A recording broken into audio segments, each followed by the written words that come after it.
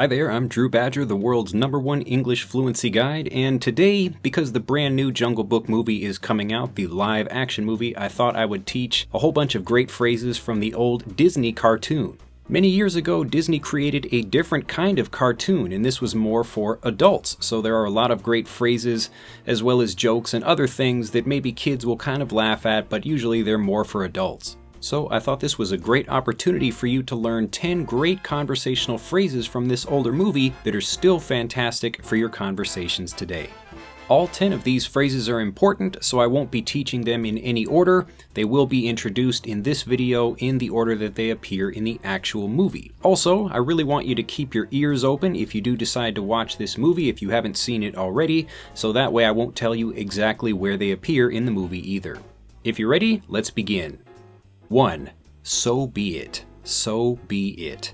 When you say so be it, it just means, well, I guess that's fate. We have to accept it and there's nothing we can do. So that thing must be so. That's basically what the phrase is saying.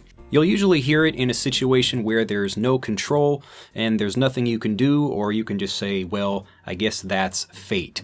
So if, there's a situation where there's a horrible disaster, like a volcano is about to explode and everyone in the town has to leave, and people are saying, no, we don't want to leave, but they're saying, well, we don't have a choice. Obviously, the volcano is going to erupt and kill everyone, so people in the town say, so be it. I guess we all have to leave. So be it. 2. There's no time to lose. There's no time to lose. You'll still hear this in lots of movies and in conversations as well, but in any situation where you have no time, we talk about losing time when you waste time. So time is always ticking away, tick, tick, tick, tick, and if you don't take advantage of that time, or you don't do something in time, then you lose that time. So there's no time to lose means that you have to do something very quickly. There's no time to lose. There's no time to lose. There's no time to lose, we better get going. There's no time to lose. 3. What have we here? What have we here? Now, this is the same thing as saying, what do we have? What do we have here? But it's just kind of changing it around to make it sound a bit more important, a bit more ominous. The word ominous just means something that's, oh no, like something terrible is going to happen. So as an example, let's say two kind of evil characters in a movie or some TV show are talking, and then they open a closet door and they find some good guy there that's been listening to them. So he's a spy, and one of the bad guys says, well, what have we here? What have we here? So this is a thing that bad guys or other important people will use in movies, and it's just saying, what do we have, but in a kind of more, making it sound more important kind of way. What have we here? What have we here? 4. Who do you think you are? Who do you think you are? Now you can hear this as who do you think you are, or who do they think they are, who does she or who does he think they are, but it's just asking like, that person seems to be doing something where they think they are more important than everyone else. So who does that person think he is, or who does she think she is? Something like that. As an example, maybe I'm like in a classroom and everyone else is being quiet, but I am sitting in the back of the classroom. I have my feet on the table and I am eating some pizza and listening to music, and I am just ignoring the teacher. So other students in the classroom will look at me and think, well, like, who does he think he is? Why is he sitting there and not paying attention to the teacher? That kind of thing. So anytime you're seeing a situation where one person is kind of getting better treatment, or they are expecting maybe something better than other people think they should be, you can use something, or you will hear this in a movie like that. Who do you think you are? 5. Why you? Why you little? Why you little? Now you can hear this in many different ways. It could be why you big something something, or why you little something something. This is used when you're angry at someone and you want to say like, why you little, horrible person, something like that. It's just something that you say at the beginning of a sentence or a phrase or something when you're about to say something like you want to get into a fight, or, you're just really angry at a person. So why you little asshole, I'm gonna say something like really bad and get angry at you, something like that. But you'll usually hear this in movies when, again, somebody is angry about someone or you're frustrated about that. Why you little, Why, you little horrible person. I want to say some bad curse words or whatever in this, but you can understand what I'm talking about. Why, you little, or why you big something, whatever that thing is. But when you hear it, the intonation is the thing you should be listening to. Why, you little, why, you little. 6. Keep it down. Keep it down. To keep it down is referring to keeping the volume down or the noise level. So you'll hear keep it down instead of be quiet often in movies and TV shows and even regular conversations. So if I'm trying to listen to the radio and I want to tell other people to be quiet, but I'm trying to be a bit kinder, I could say, please keep it down a little bit. So listen carefully to how this blends. Keep it down, keep it down, keep it down. Keep it down. So please keep it down. My child is trying to sleep over here. Could you keep it down? I'm trying to listen to the news. 7. I'd like to have a word with you. I'd like to have a word with you. Now you can say, can I have a word with you? Or would I? Or may I be able to have a word with you? May I have a word with you is something you'll hear a lot.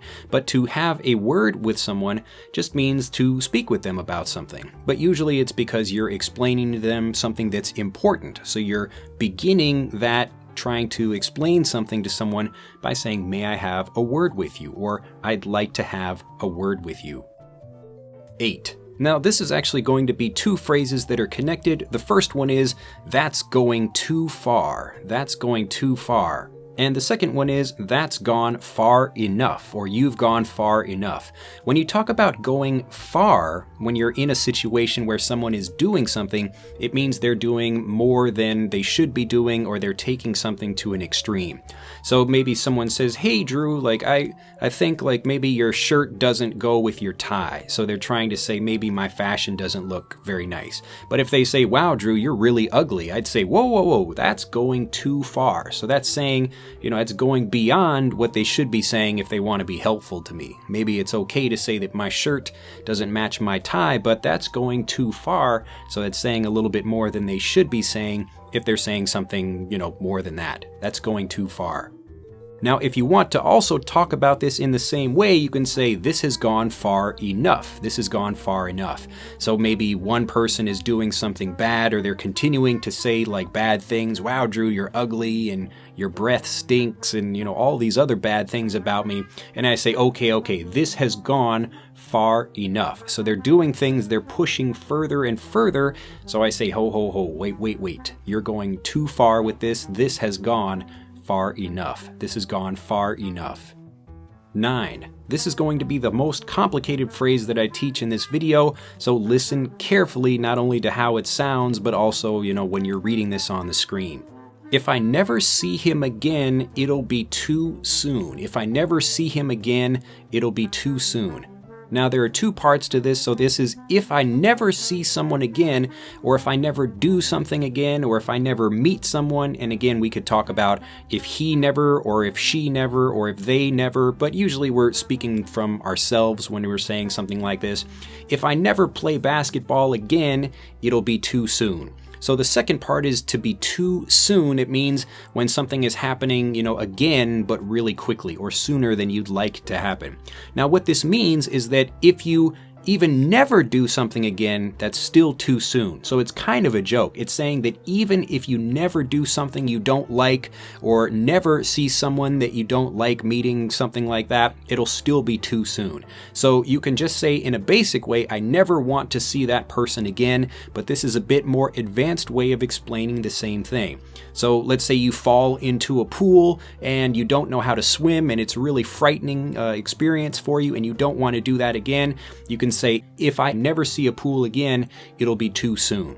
So even if I never see one again, that's still too soon from now. So again, it's kind of a longer phrase, but it is a common thing that you'll hear in conversations, and you'll also see it in movies a lot as well. If I never see someone again, it'll be too soon. Or if I never do something again, it'll be too soon.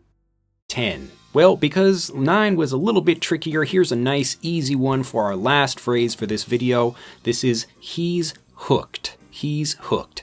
Now, to be hooked on something, this is actually interesting that this was in the cartoon, in the movie, because my mother-in-law was just asking me about this phrase, to be hooked on something. Now, to be hooked just means you're addicted to that thing, or you're unable to not do that thing, or unable to leave that thing in some way. So a lot of people talk about being hooked on cigarettes, or, hooked on whatever, a video game, or hooked on something. It just means you're like a fish caught on a hook, so you are hooked by something. So wow, I'm really hooked on this new TV show. I've been watching The Walking Dead or something, and I'm really hooked on it. You can talk about this when you say you really like something. I'm really hooked on this new restaurant, something like that. So look for all of these phrases in the movie. I hope you try watching it again if you've not seen it already, and especially if you're thinking about improving with watching Disney movies, I do recommend a lot of the older movies, like this one, like the old Disney Robin Hood movie. It's just a completely different kind of movie than what Disney is producing nowadays for kids. Movies like Frozen and Cars and other things like that. Well, that's it for this video. I hope you've enjoyed learning all of these great phrases. Even though this movie is from 1967, again, all of these phrases are still commonly used, and you'll hear them in movies just as commonly today as you will have heard them back then. If you have an idea for another movie that we should do the top 10 conversational English phrases for, do let us know in the comments below. Be sure to like this video, become a subscriber to the EnglishAnyone.com YouTube channel, share this video, and I will see you in the next one. Have a fantastic day. Bye-bye. To continue learning, click on the link in this video to download Speak English Naturally, our free guide to speaking and sounding like a native English speaker. The guide reveals the 3 most important kinds of conversational English you must learn if you want to sound native, and will help you experience instant improvement in your fluency and speaking confidence. To download your free guide on a mobile device, click on the link in the upper right of this video. To download your free guide from a computer, click on the link in the lower right of this video. I look forward to seeing you in the guide.